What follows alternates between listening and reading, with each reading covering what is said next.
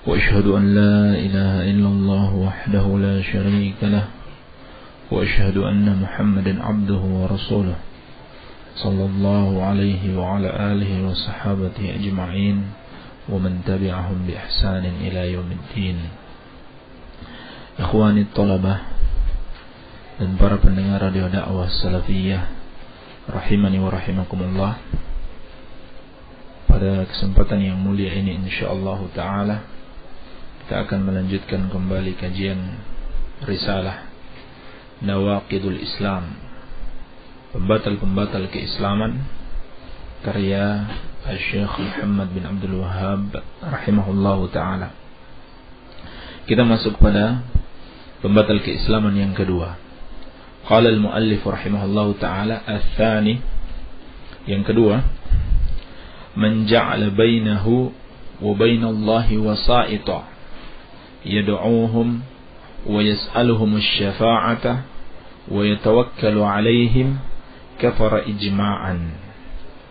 Berkata al-muallif rahimahullahu taala, pembatal keislaman yang kedua, barang siapa yang menjadikan antara dia dengan Allah Subhanahu wa taala perantara-perantara atau makhluk sebagai perantara, yad'uuhum, di mana dia berdoa kepada perantara-perantara tersebut, wa yas'aluhum asy-syafa'ah, dan dia memohon syafaat kepada mereka, wa yatawakkalu 'alaihim, dan dia bertawakal kepada mereka, kafara ijma'an, maka dia kafir berdasarkan kesepakatan seluruh ulama. Ini pembatal keislaman yang kedua yang disebutkan oleh al-muallifu rahimahullahu ta'ala. Hakikatnya hal ini termasuk bagian dari kesyirikan, termasuk bentuk kesyirikan kepada Allah Subhanahu wa ta'ala. Hanya saja beliau menyebutkan dalam poin tersendiri karena memang perlu untuk disebutkan, disebabkan banyaknya kaum muslimin yang jatuh di dalam masalah ini karena memiliki syubhat, dan juga karena tasyabbuh, ikut-ikutan dengan orang-orang kafir, orang-orang musyrik. Sehingga perlu dijelaskan dan perlu ditekankan, ulama seluruhnya sepakat bahwa siapa yang menjadikan makhluk sebagai perantara antara dia dengan Allah Subhanahu wa ta'ala, di mana dia berdoa kepada para makhluk tersebut, apakah makhluk itu malaikat atau wali atau para nabi, dan juga dia memohon syafaat kepada mereka dan bertawakal kepada mereka, maka dia kafir menurut kesepakatan seluruh ulama. Artinya ulama seluruhnya sepakat, tidak berbeda pendapat. Orang yang melakukan perbuatan ini kafir, keluar dari Islam, murtad.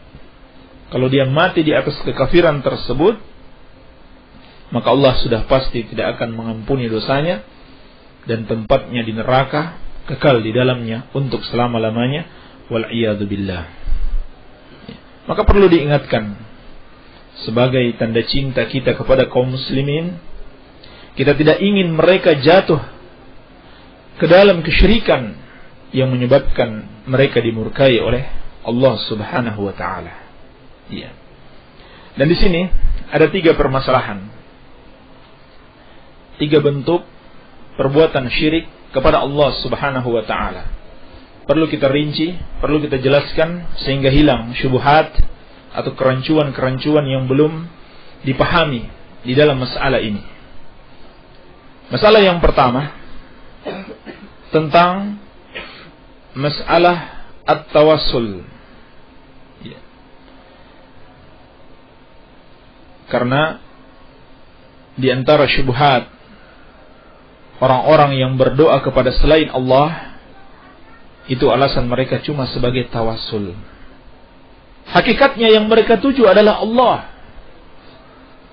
Perantara itu cuma kita bertawassul dengan mereka agar bisa sampai kepada Allah. Itu kata mereka.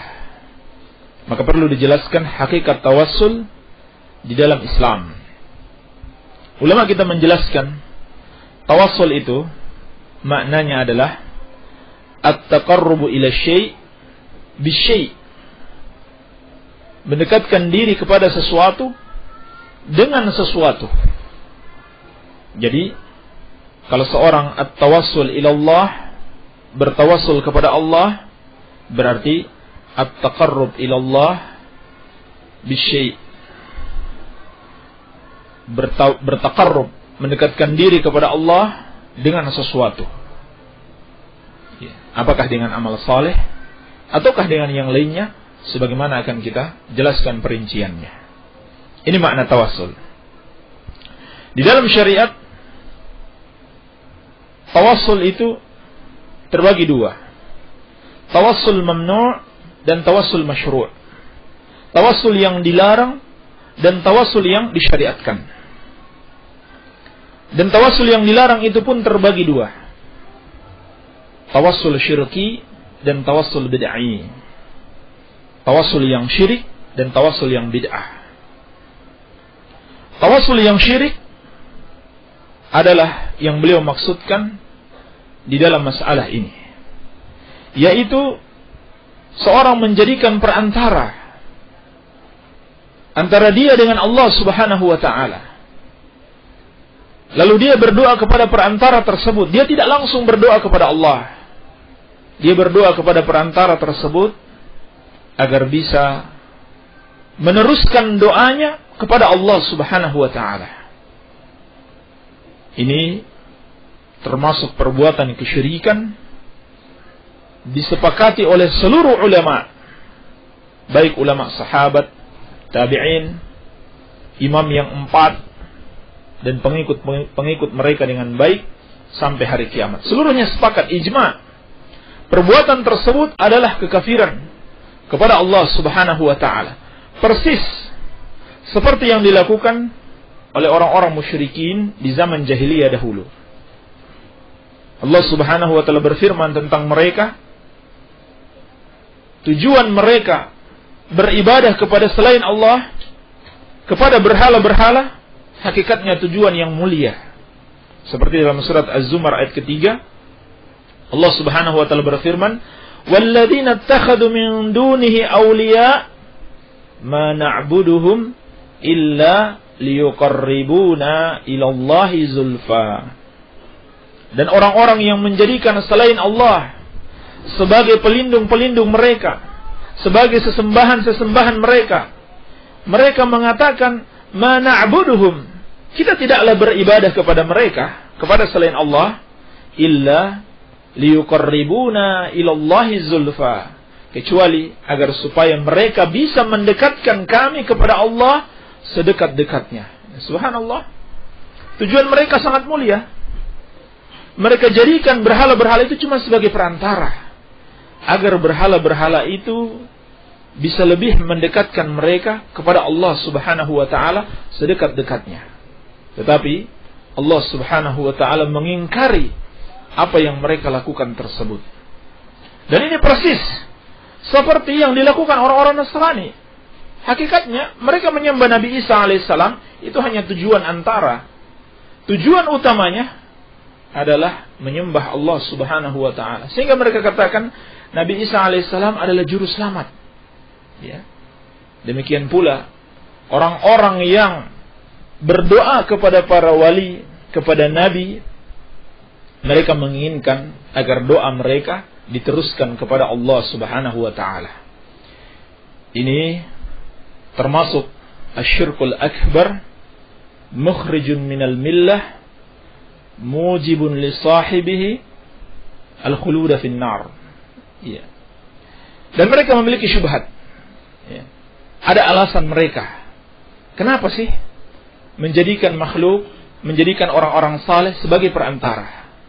Sehingga mereka datang misalkan di kuburan Sunan Kalijogo, ya, karena menganggap dia orang yang saleh, berdoa kepada Sunan Kalijaga dengan harapan Sunan Kalijaga meneruskan doa mereka kepada Allah.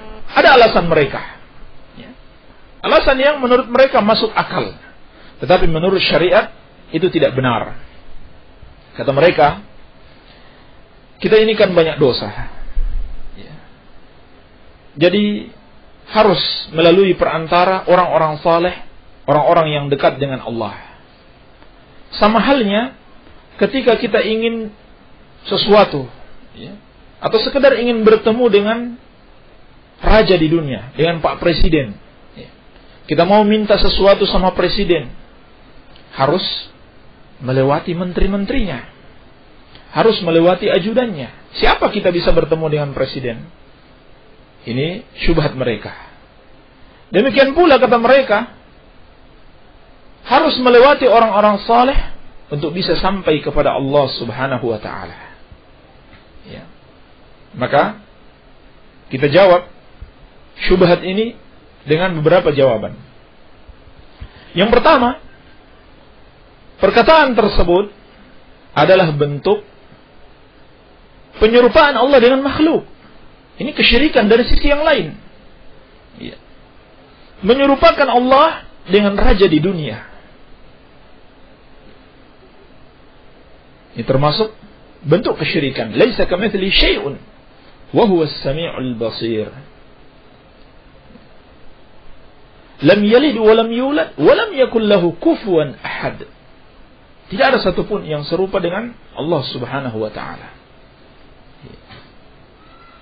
Jawaban yang kedua, beda antara kekuasaan Allah dengan kekuasaan makhluk. Kalau makhluk, seorang raja di dunia, sudah sepatutnya permintaan kepadanya melewati pembantu-pembantunya. Kenapa? Karena dia lemah. Dia tidak bisa mengetahui dan dia tidak bisa mengabulkan permintaan rakyatnya tanpa ada yang membantunya. Seorang presiden tidak mungkin mengetahui seluruh kebutuhan masyarakat Indonesia satu persatu. Harus ada pembantu-pembantunya yang menyampaikan kepadanya. Di daerah ini butuh ini, di daerah itu butuh itu, dan seterusnya. Tetapi Allah Subhanahu wa ta'ala kekuasaannya mutlak. Kekuasaannya tidak terbatas. Allah maha mampu dan maha mengetahui apa yang diinginkan oleh setiap hambanya. Dan Allah maha mampu mengabulkan seluruhnya.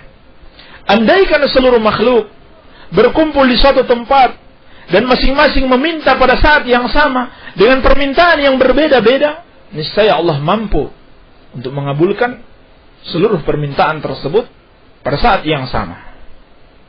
Jadi, bagaimana bisa disamakan antara kekuasaan Allah dan kekuasaan makhluk? Maka, baik secara syar'i maupun secara akli, syubhat itu terbantah. Ya. Dan Allah tidak menginginkan yang seperti itu. Sebab doa itu ibadah. Tidak boleh dipersembahkan kepada selain Allah Subhanahu wa ta'ala. Allah telah berfirman, "Wa qala rabbukum ud'uni astajib lakum. Innal ladzina yastakbiruna an ibadati sayadkhuluna jahannama dakhirin." Dalam surat Ghafir ayat ke-60. Dan Rabbmu telah berfirman, berdoalah kepadaku, niscaya akan aku kabulkan orang-orang yang tidak mau berdoa kepadaku, menyombongkan diri dari ibadah kepadaku, mereka akan masuk ke dalam neraka dalam keadaan hina. Juga sabda Nabi sallallahu alaihi wasallam, ad-du'a huwal ibadah. Doa itu adalah ibadah. Maka secara mutlak tidak boleh dipersembahkan kepada selain Allah, meskipun dengan alasan cuma sebagai perantara. Maka ini tawassul yang salah. Ya. Kita tidak mengingkari adanya tawassul, tapi yang kita ingkari tawassul yang salah, yang bertentangan dengan tauhid, bertentangan dengan syariat. Adapun tawassul yang bid'ah adalah tawassul yang tidak berdasarkan dalil. Seperti seorang berdoa kepada Allah dengan ucapan, "Ya Rabbi bil Mustafa balligh maqasidana." Ini tawassul bid'ah. Tidak ada contohnya dari Rasulullah sallallahu alaihi wasallam. Ya Allah, dengan kehormatan Syekh Abdul Qadir Jailani, kabulkanlah doaku. Ini tawassul bid'ah. Tidak ada contohnya dari Rasulullah sallallahu alaihi wasallam. Adapun tawassul yang masyru', tawassul yang dibolehkan dalam syariat itu ada 3 bentuk. Bentuk yang pertama, bertawassul dengan nama-nama dan sifat-sifat Allah Subhanahu wa taala. Ya, seperti seorang mengucapkan, Allahumma birahmatika irhamni. Ya Allah, dengan rahmatmu rahmatilah aku. Rahmat adalah sifat Allah, bertawassul dengannya. Berdasarkan firman Allah, walillahil asmaul husna fad'uuhu biha. Surat Al-A'raf ayat ke 180. Dan Allah memiliki nama-nama yang indah, maka berdoalah dengannya. Yang kedua, bertawassul dengan amal saleh yang kita lakukan. Seperti ucapan orang-orang yang beriman dalam Al-Quran, Rabbana inna amanna faghfir lana dhunubana wa qina adzaban nar. Dalam surat Ali Imran ayat ke-16. Wahai Rabb kami telah beriman, maka ampunilah kami dan lindungi kami dari azab neraka. Jadi seorang berdoa dengan menyebutkan amal solehnya. Kami telah beriman, ya, maka ampunilah kami. Iya. Seperti kisah 3 orang dari Bani Israel yang diceritakan Nabi sallallahu alaihi wasallam dalam hadis yang panjang, dalam hadis riwayat Muslim, ketika mereka sedang berjalan masuk ke dalam gua, lalu jatuh sebuah batu menutupi pintu gua. Ya. Lalu masing-masing berdoa dengan menyebutkan amal saleh yang pernah mereka lakukan. Lalu pada akhirnya batu itu pun terbuka, ya, sedikit demi sedikit sehingga mereka bisa keluar. Jadi seperti ini boleh. Yang ketiga, tawassul dengan meminta doanya orang yang saleh. Ada orang yang saleh masih hidup, kita datangi beliau, kita minta, ya, Pak Kiai, tolong doakan saya. Ini boleh. Dengan syarat dia masih hidup. Seperti yang dilakukan para sahabat dengan Rasulullah sallallahu alaihi wasallam. Ya. Mereka datang kepada Rasulullah sallallahu alaihi wasallam minta didoakan. Ketika Nabi sallallahu alaihi wasallam masih hidup. Banyak sekali hadis dan kisah tentang ini. Tapi ketika Rasulullah sallallahu alaihi wasallam sudah meninggal, para sahabat tidak kemudian berdatangan di kuburan beliau untuk berdoa kepada beliau, bertawassul kepada beliau, tidak sama sekali. Ya. Jadi itu hanya dibolehkan ketika orang saleh itu masih hidup. Oleh karenanya, pada zaman Umar bin Khattab radhiyallahu anhu, ketika terjadi pacaklik, mereka kemudian datang kepada Al-Abbas, paman Rasulullah sallallahu alaihi wasallam, minta Al-Abbas untuk mendoakan mereka. Mereka tidak datang kepada Rasulullah sallallahu alaihi wasallam yang sudah meninggal. Ya. Ini 3 bentuk tawassul yang dibolehkan di dalam syariat. Ya, biar jelas agar bisa kita membedakan yang mana tawassul yang benar dan mana tawassul yang salah. Baik, ini permasalahan yang pertama. Permasalahan yang kedua, wa yas'aluhumus syafa'ah. Mereka meminta syafaat kepada para perantara ini. Ini permasalahan yang kedua, permasalahan syafaat. Syafaat itu maknanya secara bahasa adalah genap. Diddul witr, ya, lawannya ganjil. Ini secara bahasa. Adapun secara istilah yang dimaksud dengan syafa'ah adalah at-tawassut lil ghair li jalbi manfa'atin aw daf'i madarratin. At-tawassut lil ghair, menjadi perantara untuk yang lainnya, li jalbi manfa'atin aw daf'i madarratin, untuk meraih suatu kemanfaatan atau menolak suatu kemudaratan. Iya. Ini makna syafaat. Maknanya masih umum. Bisa bermakna syafaat di dunia dan syafaat di akhirat. Ya. Syafaat di dunia seperti sudah pernah kita bahas. Misalkan ada seorang butuh bantuan, ya, lalu kita mengenal orang yang mampu membantu, maka kita beri dia syafaat. Kita sampaikan kepada orang yang mampu membantunya. Ya. Fakir miskin butuh santunan, kita mengenal ada orang kaya yang dermawan, kita sampaikan. Ya. Kita sampaikan kepada orang yang kita kenal itu untuk membantu dia. Ini makna syafaat. Ya. Ini bisa syafaat yang terpuji dan syafaat yang tercela. Kalau untuk membantu satu perbuatan maksiat, maka jelas itu syafaat yang tercela. Ya. Adapun yang terpuji adalah membantu dalam kebaikan.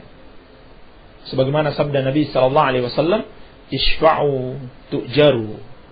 Berilah syafaat, kalian akan mendapatkan pahala. Baik. Adapun syafaat di akhirat, inilah yang beliau maksudkan. Ya. Mereka yang meminta syafaat kepada selain Allah, berdoa ya, kepada selain Allah, meminta syafaat, itu kafir berdasarkan kesepakatan seluruh ulama. Ya. Maka perlu kita jelaskan, syafaat di dalam Al-Quranul Karim dan dalam As-Sunnah itu terbagi dua. Asy-syafa'atul manfiyah dan asy-syafa'atul mutsbatah. Syafaat yang dinafikan dan syafaat yang diakui di dalam syariat. Syafaat yang dinafikan adalah permohonan syafaat yang diminta kepada selain Allah Subhanahu wa ta'ala. Ya. Seorang meminta syafaat kepada Nabi sallallahu alaihi wasallam. Dia berdoa, "Wahai Nabi, berikanlah aku syafaat. Wahai Syekh Abdul Qadir Jilani, berikanlah aku syafaat." Ini asy-syafa'atul manfiyah, syafaat yang dinafikan Al-Qur'an, tidak dianggap. Syafaat yang tidak dianggap, bentuk permohonan yang syirik kepada Allah Subhanahu wa ta'ala. Iya. Sebagaimana firman Allah Subhanahu wa ta'ala dalam surat Yunus ayat ke-18. Allah berfirman tentang orang-orang musyrik di zaman jahiliyah dahulu. Wa ya'buduna min dunillah ma la yadurruhum wa la yanfa'uhum. Dan mereka beribadah kepada selain Allah sesuatu yang tidak bisa memberikan bahaya kepada mereka ataupun kemanfaatan. Wa yaquluna haula'i syufa'auna indallah. Alasan mereka katakan sesembahan-sesembahan itu hanyalah pemberi syafaat kami di sisi Allah. Jadi tujuan mereka beribadah untuk memohon syafaat. Tujuan mereka beribadah kepada selain Allah untuk memohon syafaat. Maka Allah mengingkari mereka. Qul atunabbi'una Allah bima la ya'lamu fis samawati wala fil ard? Apakah kalian mau mengabarkan kepada Allah sesuatu yang Allah tidak ketahui di langit maupun di bumi? Ini pengingkaran. Sebab Allah Maha mengetahui. Subhanahu wa ta'ala amma yusyrikun. Maka Allah Subhanahu wa ta'ala menyatakan Maha suci Allah dan Maha tinggi Dia dari apa yang mereka persekutukan. Jadi jelas memohon syafaat kepada selain Allah adalah bentuk kesyirikan. Iya. Dan ini asalnya dari salah kaprah. Iya. Membaca hadis-hadis tentang syafaat, bahwa Nabi sallallahu alaihi wasallam diberikan hak nanti di hari kiamat untuk memberikan syafaat. Demikian pula para malaikat diberikan hak untuk memberikan syafaat. Baik syafaat kepada orang yang sudah berhak masuk surga, sudah berhak masuk neraka, ya. Lalu diberikan syafaat agar dia tidak jadi masuk neraka, ataupun syafaat orang yang sudah di neraka untuk dikeluarkan dari neraka. Ada makhluk yang diberikan hak oleh Allah Subhanahu wa ta'ala. Para nabi, para malaikat, para ulama wassalihin diberikan hak untuk memberikan syafaat, ya, kepada kaum muslimin pelaku dosa-dosa besar. Tetapi meminta kepada mereka adalah sesuatu yang terlarang. Jadi bukan berarti Allah memberikan syafaat atau memberikan hak untuk memberikan syafaat kepada sebagian makhluk, lalu kita boleh meminta kepada mereka. Ini salah kaprah. Allah Subhanahu wa ta'ala menegaskan, "Qulillahi syafa'atu jami'an." Dalam surat Az-Zumar ayat ke-44. Katakanlah, hanya milik Allah syafaat itu seluruhnya. Artinya, syafaat itu merupakan kekhususan bagi Allah Subhanahu wa taala. Memohonnya, memintanya hanya boleh kepada Allah Subhanahu wa taala. Iya. Ini asy-syafaatul manfiyah. Syafaat yang diminta kepada selain Allah Subhanahu wa taala. Adapun asy-syafaatul musbatah, syafaat yang diakui di dalam Al-Qur'an wa sunnah dengan dua syarat. Idnullahi lisyafi wa ridallahi lil masyfu'ilah. Syarat yang pertama, izin Allah bagi yang memberikan syafaat tersebut. Iya.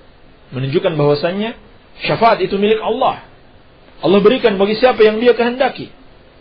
Sebagaimana firman Allah, "Man dzalladzi yashfa'u indahu illa bi'idnih." Tidak ada yang bisa memberikan syafaat di sisinya kecuali dengan izinnya. Syarat yang kedua, ridha Allah kepada orang yang diberikan syafaat. Jadi, walaupun makhluk mau memberikan syafaat kepada seseorang, tapi Allah tidak meridhoi dia mendapatkan syafaat, itu tidak akan terjadi.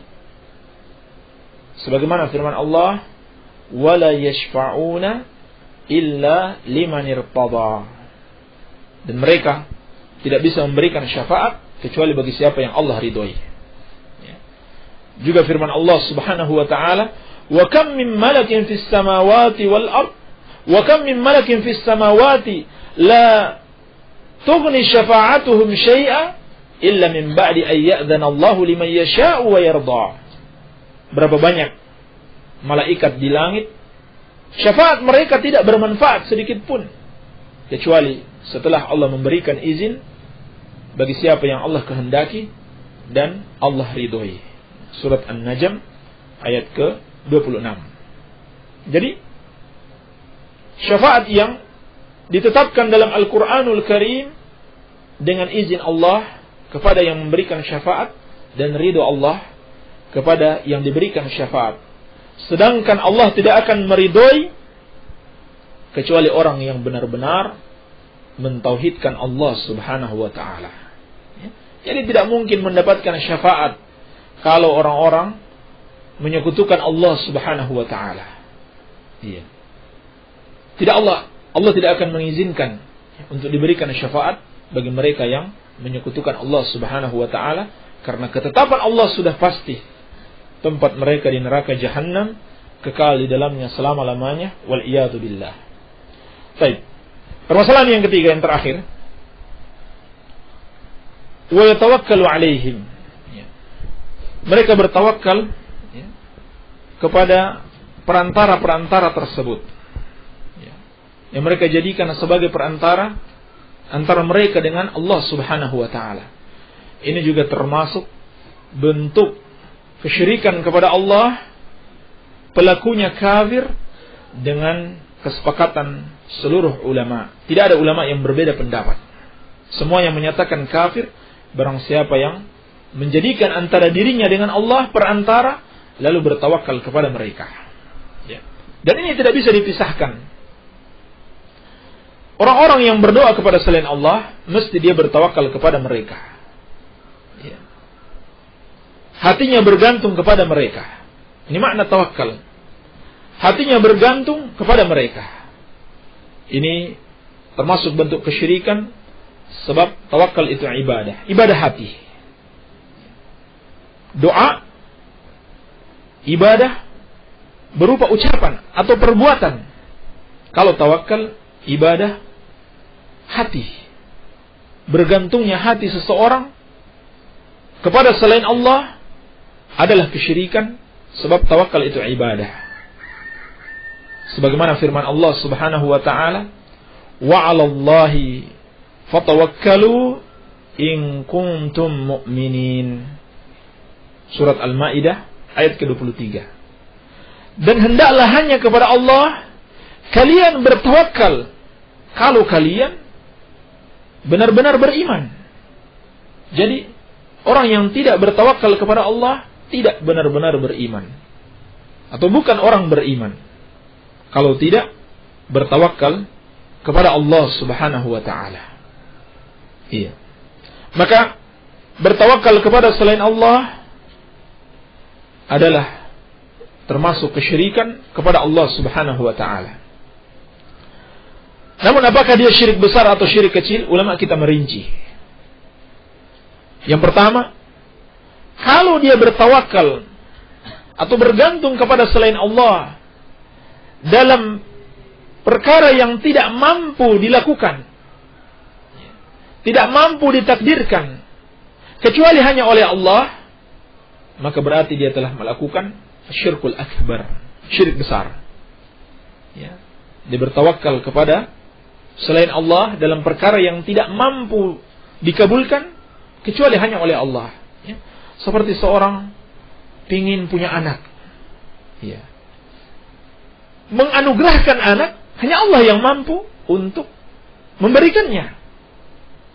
Kalau seorang bertawakal kepada selain Allah, mengharapkan kepada para wali, para nabi bisa menganugerahkan dia anak, maka dia telah melakukan syirik besar. Adapun syirik kecil, kalau dia bertawakal kepada sebab-sebab yang zahir, ya. Sebab-sebab yang memang Allah jadikan itu sebagai sebab, ya. Seperti obat-obatan, sebab untuk mendapatkan kesembuhan. Pak dokter, sebab untuk meraih kesembuhan. Maka apabila seorang bertawakal kepada obat, bertawakal kepada dokter, ini adalah syirik kecil. Syirik kecil sepanjang dia meyakini hal itu hanya sebagai sebab. Tapi kalau dia meyakini Pak dokter, obat-obatan adalah yang menciptakan kesehatan, ya, dan menghilangkan penyakit, bukan Allah Subhanahu wa taala, maka ini adalah syirkul akbar, syirik besar. Iya. Adapun bergantung kepada manusia yang dibolehkan adalah tawkilul insanil insana fi fi'li ma yaqdiru alaih niyabatan anhu wa ya'tamidu 'ala Allah Subhanahu wa ta'ala. Iya. Seorang yang mewakilkan urusannya kepada orang lain dalam perkara yang dia mampu melakukannya, dan dia tetap bergantung kepada Allah Subhanahu wa ta'ala, maka ini dibolehkan. Baik. Maka jelaslah tawakal kepada selain Allah di dalam perkara-perkara yang hanya mampu dikabulkan oleh Allah adalah termasuk perbuatan kesyirikan dan kekafiran kepada Allah Subhanahu wa ta'ala. Sebab Allah telah memerintahkan wa 'alallahi fatawakkalu in kuntum mu'minin.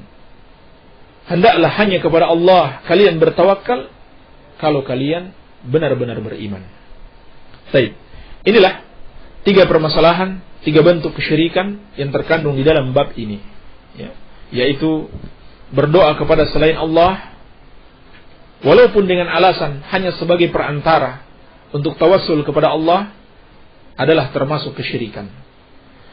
Yang kedua, memohon syafaat kepada selain Allah termasuk memohon sesuatu yang tidak mampu dikabulkan kecuali hanya oleh Allah.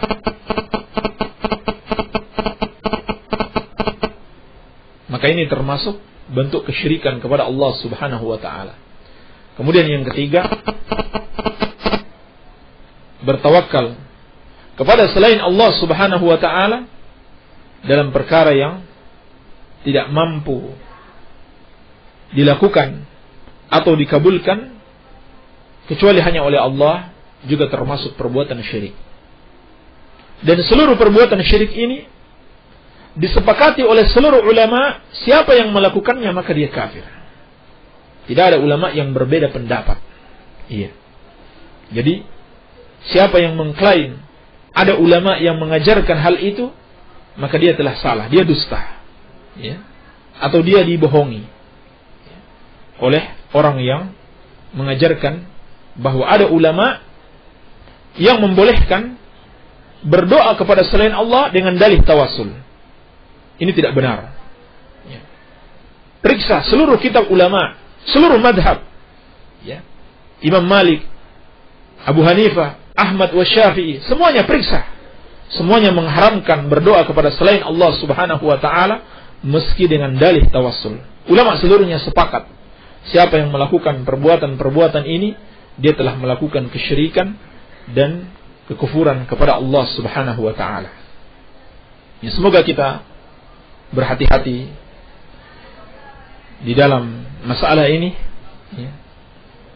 Jangan sampai kita terjatuh pada kesyirikan, dan kita nasihatkan saudara-saudara kita, ya, yang biasa datang di kuburan para wali untuk berdoa kepada mereka dengan dalih tawassul, sampaikan bahwasanya hal itu termasuk bentuk kesyirikan kepada Allah Subhanahu wa taala. Barangkali ini yang bisa Anda sampaikan, semoga ada manfaatnya. Wabillahi taufiq, walhamdulillahi rabbil alamin. Alhamdulillah, demikian tadi apa yang telah disampaikan oleh Ustaz. Sekarang kita memasuki sesi tanya jawab, dan sudah ada pertanyaan yang masuk, baik yang kemarin belum sempat dijawab dan dijelaskan, dan juga ada pertanyaan yang baru masuk. Insyaallah beliau akan menyampaikan penjelasannya.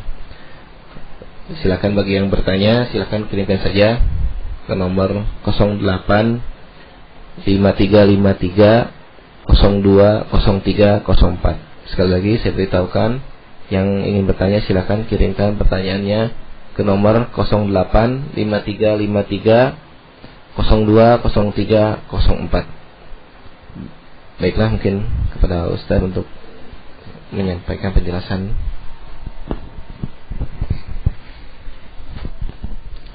Bismillah, alhamdulillah, salatu wassalamu ala rasulillah. Bismillah. Waktu diijabah doa di antara yang sepertiga malam disunnahkan mengerjakan salat witir dan berdoa ketika sujud. Lalu apa yang harus dilakukan wanita yang sedang haid di waktu itu? Boleh wanita yang sedang haid berdoa, ya, tanpa harus sholat, ya. Demikian pula membaca Al-Quran, berzikir, ya, tidak apa-apa, ya. Termasuk bagian dari ibadah, ya. Tidak masalah dia berdoa. Apakah cairan yang keluar dari kemaluan wanita yang berwarna coklat keruh sebelum darah haid termasuk darah haid? Pernah ditanyakan kepada Syekh bin Baz rahimahullah ta'ala hal yang serupa, dan beliau mengatakan, kalau hal itu keluar, ya, dan bersambung dengan darah haid, maka itu dianggap haid, atau dikeluarkan pada masa haid, maka itu dianggap haid, ya. Tetapi kalau keluarnya di masa suci, maka tidak dianggap haid. Ini berdasarkan hadis yang sahih diriwayatkan oleh Imam Abu Daud, dikatakan oleh Ummu Atiyah radhiyallahu anha, "Kunna la na'uddu as-safrah wal khadrah ba'da tuhri syai'an." Kata beliau, dahulu kami, ini para wanita sahabiah, tidak menganggap warna kuning dan keruh setelah suci itu apapun, tidak dianggap sebagai apapun. Artinya tidak dianggap sebagai darah haid kalau dalam keadaan suci, ya. Tapi kalau dia berurutan dengan haid atau pada jadwal yang sudah diketahui ini sudah jadwal haid, maka dia dianggap haid. Baik. Dari R. Sunardi, Bangun Reja, Kedung Reja, Cilacap. Bapak Ustadz, lebih dulu mana dikerjakan antara sholat tahur dengan sholat tahiyatul masjid? Sedangkan sholat tahiyatul masjid dilakukan bila masuk masjid sebelum duduk. Terima kasih. Iya. Jadi ceritanya, pertanyaan beliau, kalau seorang habis berwudu, kan disunahkan sholat 2 rakaat setelah berwudu. Bersamaan dengan itu beliau masuk masjid. Apakah sholat itu dulu atau sholat tahiyatul masjid? Tidak mengapa. Mana yang didahulukan tidak ada masalah. Ya.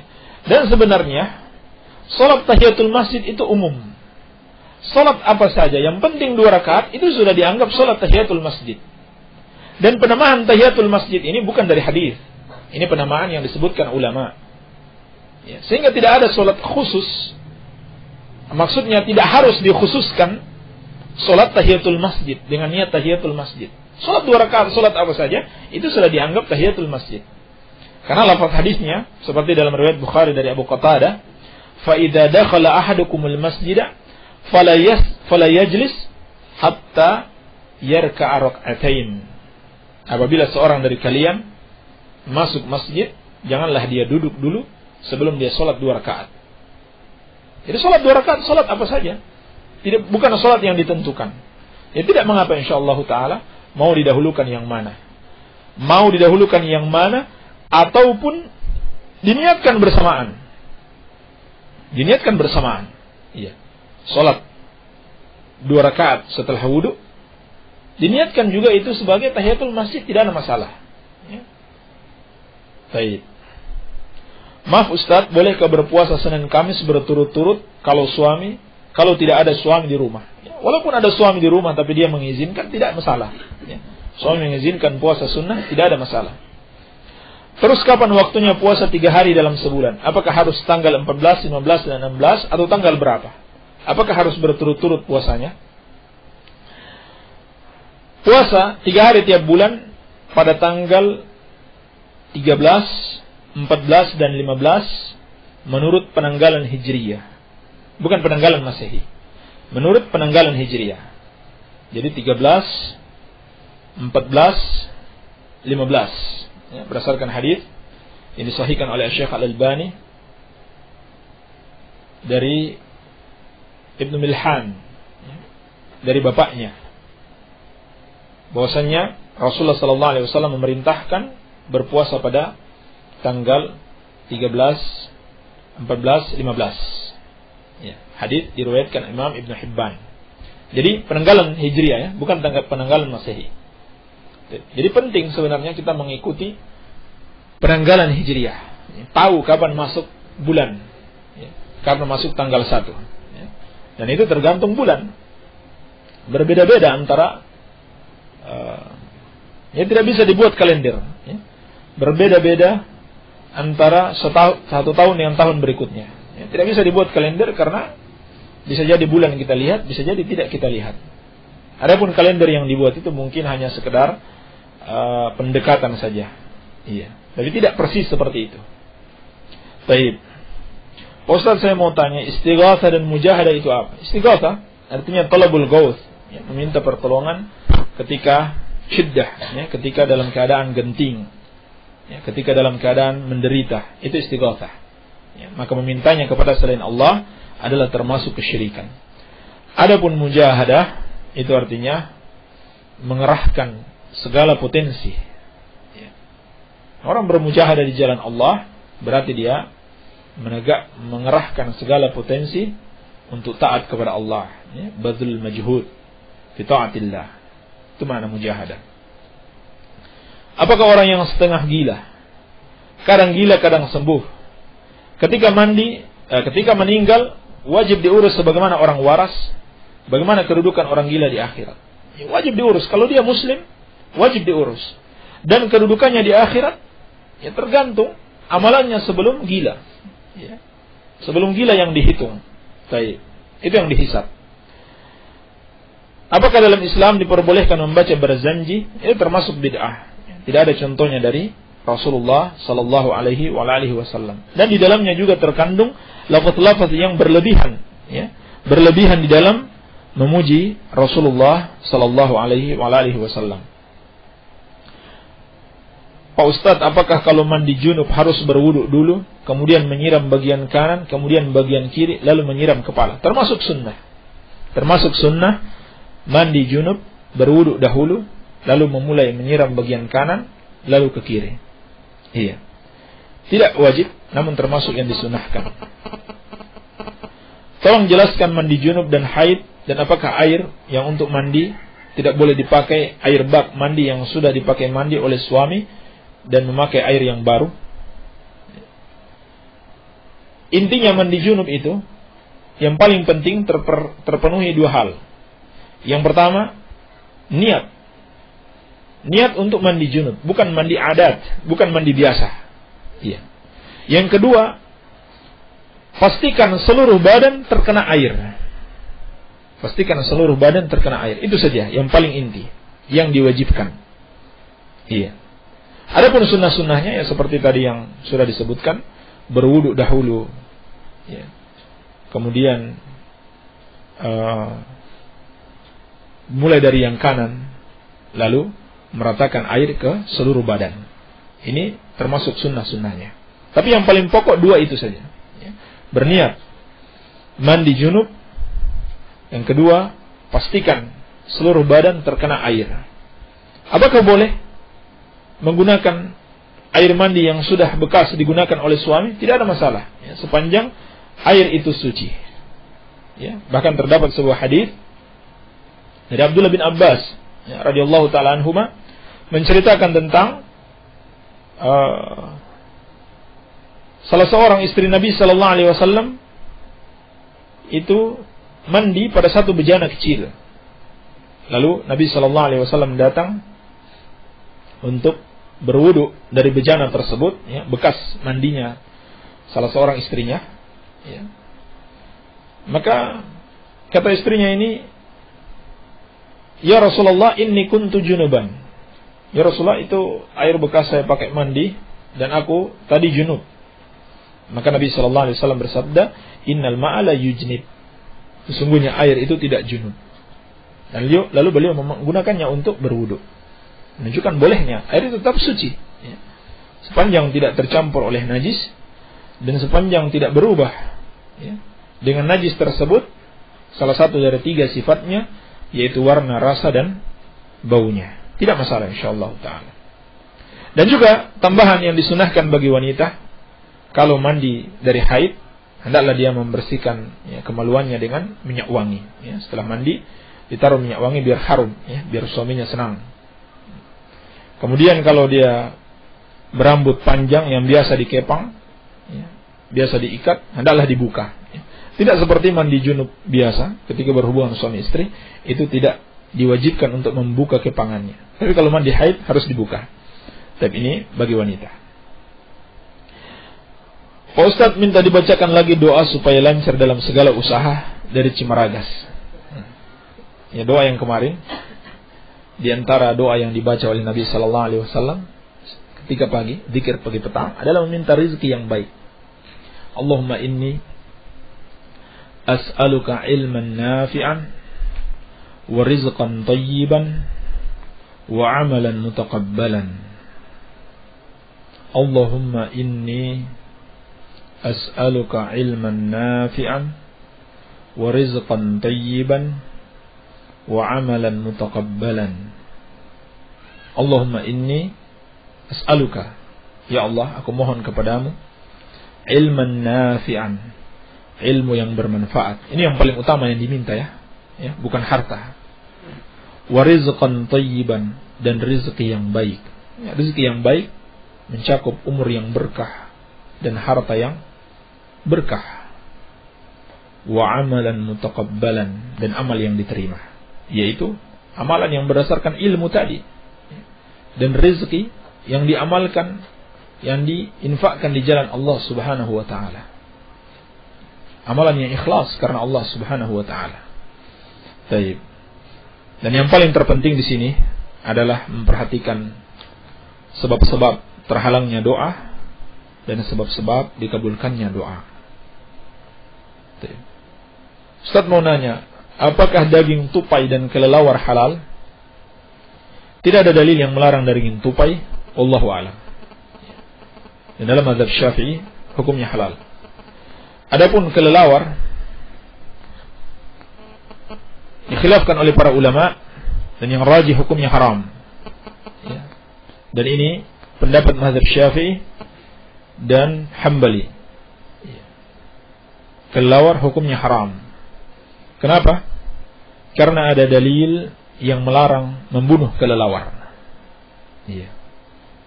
Hadis yang sahih diriwayatkan oleh Al-Imam Al-Baihaqi dari Abdullah bin Amr bin As radhiyallahu taala anhuma, bahwasanya Nabi sallallahu alaihi wasallam bersabda, "La taqtulud dafadi'ah." Janganlah kalian membunuh kodok atau katak ya. Fa inna naqiqaha tasbih. Karena sesungguhnya suaranya itu adalah tasbih. Wala taqtulul khufash. Dan jangan kalian membunuh kelelawar. Fa innahu lamma kharaba Baitul Maqdis qala ya Rabbi sallitni 'alal bahri hatta ughriqahum. Karena sesungguhnya kelelawar itu ketika Baitul Maqdis dihancurkan oleh orang-orang kafir, dia berdoa, "Ya Allah, berikanlah aku kemampuan atau kekuasaan untuk mengangkat air laut ya, sehingga aku bisa menenggelamkan mereka." Ya. Maka Rasulullah SAW melarang membunuh kelelawar. Kalau begitu nggak boleh dimakan, karena memakannya harus dengan membunuhnya dulu. Ya. Karena atau berakibatkan dia mati. Nggak mungkin dia hidup terus ya, ketika sudah di dalam perut kita. Maka haram ya, makan kelelawar. Taib.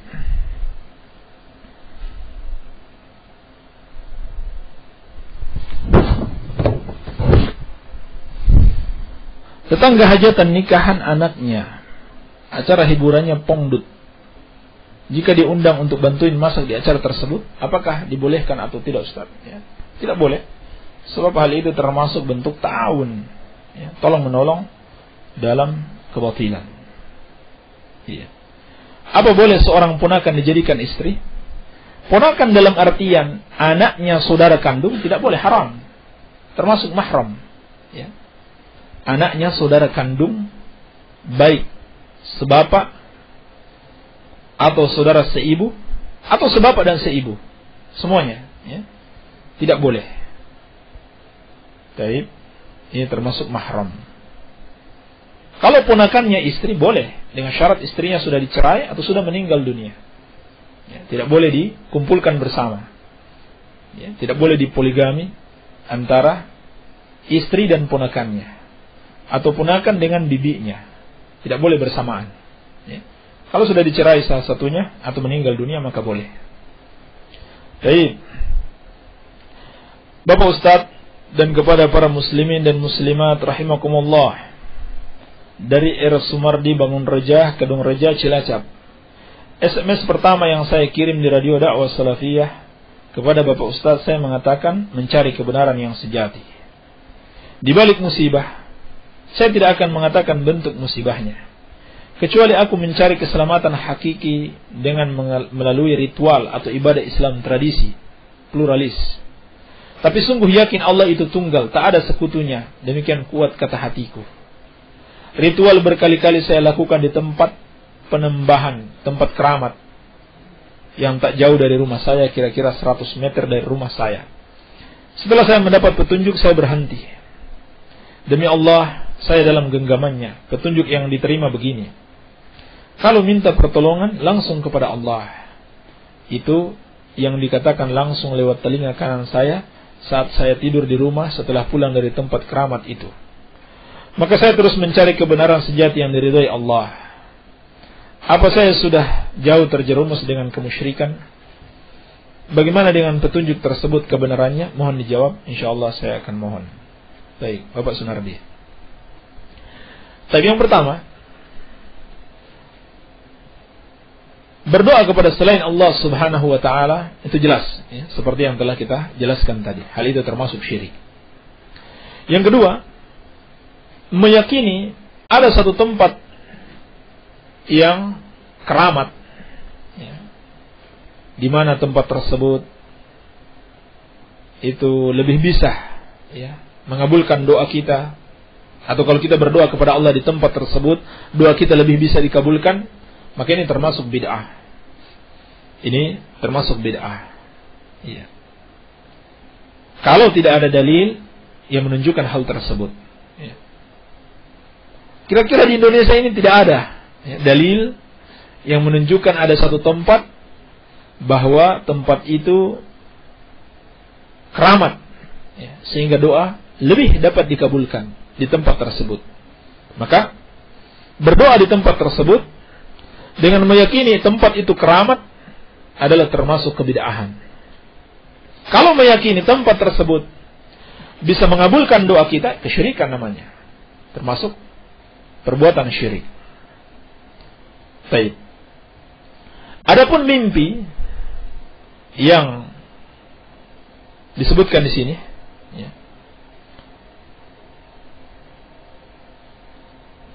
Iya.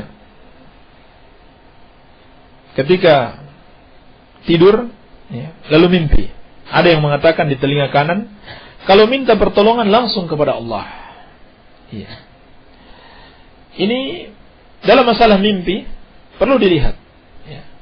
Kalau itu berupa suatu amalan atau ajaran, kalau tidak bertentangan dengan syariat Allah, maka tidak apa-apa diamalkan. Dan hakikatnya kita bukan mendasari amalan tersebut pada mimpi, tapi pada dalil. Tapi kalau jelas bertentangan dengan syariat Allah, maka tidak boleh diamalkan. Adapun yang disebutkan di sini, kalau minta pertolongan langsung kepada Allah, inilah yang kita bahas pada bab ini. Minta pertolongan itu harus langsung kepada Allah apabila pertolongan itu tidak mampu dikabulkan atau dilakukan kecuali hanya oleh Allah, maka itu hanya boleh diminta kepada Allah Subhanahu wa ta'ala. Barang siapa yang memintanya kepada selain Allah, maka itu termasuk kesyirikan. Hal itu termasuk kesyirikan. Ya. Jadi kita katakan benar apa yang dikatakan dalam mimpi tersebut. Meminta pertolongan itu langsung kepada Allah Subhanahu wa ta'ala. Ya. Jangan melalui perantara, ya, seperti di tempat keramat, ya, ada kuburan keramat diyakini sebagai keramat, lalu menjadikan penghuni kuburan tersebut sebagai perantara untuk berdoa kepada Allah Subhanahu wa ta'ala. Itu termasuk perbuatan syirik, termasuk perbuatan menyekutukan Allah Subhanahu wa ta'ala. Alhamdulillah, mudah-mudahan ini termasuk hidayah yang diterima oleh Bapak Sunardi, yang diberikan Allah Subhanahu wa ta'ala kepadanya, bahwasannya berdoa itu, meminta pertolongan itu, ya, khususnya dalam perkara yang tidak mampu dikabulkan kecuali hanya oleh Allah, itu benar-benar harus dikhususkan hanya kepada Allah. Memintanya kepada selain Allah adalah termasuk kesyirikan kepada Allah Subhanahu wa ta'ala, walaupun dengan dalih tawassul, ya, hanya sebagai perantara, ya, seperti yang telah kita jelaskan tadi. Siapa yang melakukannya, ulama seluruhnya sepakat dia telah kafir, karena dia telah melakukan perbuatan menyekutukan Allah Subhanahu wa ta'ala. Tapi barangkali cukup, ya, ini yang bisa kita jawab pada kesempatan pagi hari ini. Semoga ada manfaatnya. Lebih dan kurangnya mohon maaf. Wabillahi taufiq, walhamdulillahi rabbil alamin. Alhamdulillah. Mungkin demikian tadi apa yang telah dijelaskan oleh Ustaz Abdullah Sufyan. Mudah-mudahan apa yang telah dijelaskan oleh Ustaz merupakan jawaban yang diridhoi dan dicintai oleh Allah Subhanahu wa ta'ala. Dan kami ucapkan jazakumullah khairan kepada Ustaz yang telah menyampaikan penjelasannya, dan juga kepada para pendengar radio Dakwah Salafiyah. Kami ucapkan jazakumullah khairan atas kesediaan antum mendengarkan. Mudah-mudahan dengan kita mendengarkan kajian ini, mudah-mudahan mendapatkan faedah yang banyak dan keberkahan. Demikian mungkin apa yang ingin disampaikan. Sebelumnya kami menyampaikan, bagi yang ingin bertanya silakan saja kirimkan pertanyaannya, baik ketika pada acara kuliah subuh ataupun pada di luar waktu jam-jam kuliah subuh, ke nomor 085353 020304. Adapun nomor yang lain merupakan nomor penyiarnya pribadinya. Jadi demikian mungkin yang ingin diberitahukan. Mohon maaf apabila ada kesalahan dan kekurangan. Assalamualaikum warahmatullahi wabarakatuh.